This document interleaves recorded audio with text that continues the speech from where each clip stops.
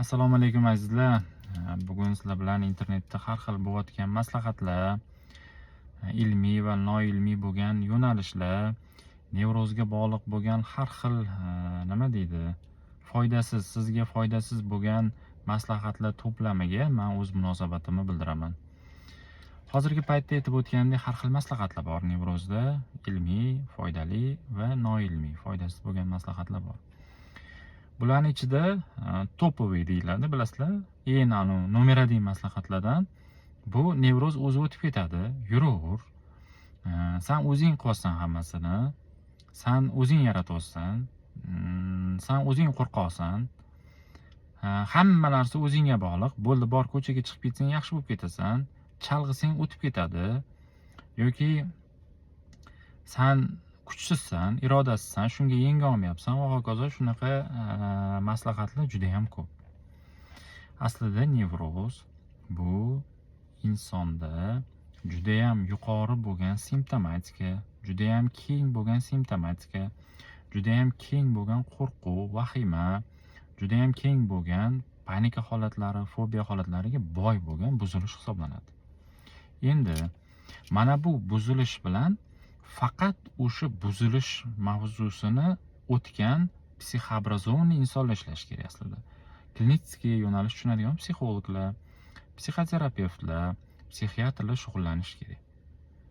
Hozirgi paytda hatto men eshitayotgan bir nima deydi, hatto nima deyishni bilmay qoladigan vaziyatim, hatto psixologlarning ichida ham sen antidepressantlar ichmagin, dorilar ichmagin, doktorga umuman bormagin, sen mashinadan yurgin yoki chalg'igin, bu o'zidan o'zi o'tib ketadi, bu hammada ham bo'ladi degan fikrlarni ham eshityapman.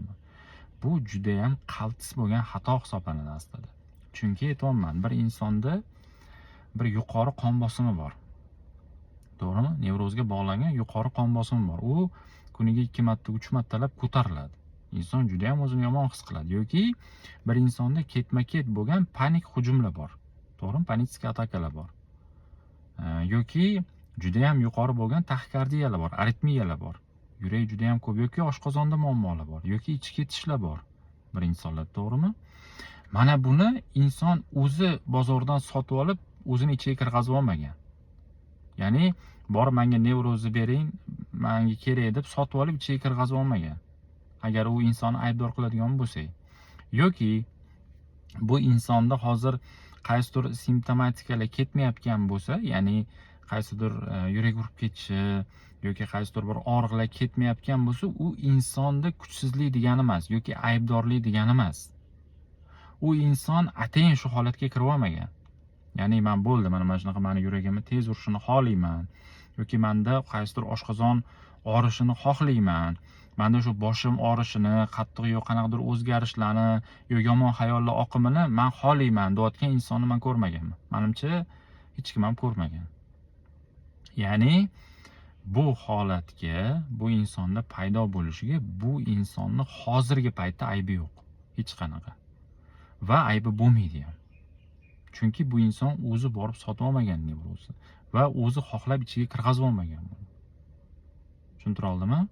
Endi antidepressantlar yoki doktorga bormagin, psixoterapevtlarga bormagin, o'zing yaxshi bo'lib qolasan degan insonlar va hokazo shunga o'xshagan maslahatlar umuman foydasi ham sizga umuman hech qanaqa bir gram ham foydasi yo'q. Chunki bu insonlar sizni hayotingizda yashay olmaydi.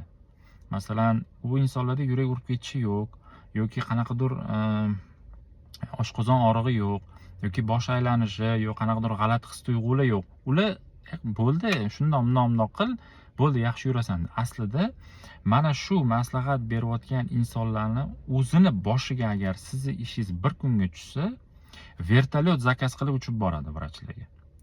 Tushuntira oldimmi? Men buni ko'p amaliyotda ko'rganman. Juda ko'p. Boshiga tushmaguncha inson bilmaydi. Sizga bo'ldi, bor chalg'i, bor uxla, ko'proq o'tib ketadi. Bor ani uyda borib yot, yo bor ani ko'chaga chiqib ket, o'tib ketadi deyotgan insonlarning boshiga agar sizni mana shu hozirgi holatingizdan bir kun boshiga tushib qolsa, o'zi birinchi qiladigan ishi vrachlarga borish, dori yozdirish, psixoterapiya bilan shug'ullanish bo'ladi. Ularni o'zida yo'qligi uchun ular tinch bo'lgani uchun sizni o'ziga o'xshatadi. Aslida men sizlarga mana oxirgi videoni oxirida bitta narsani aytib o'taman.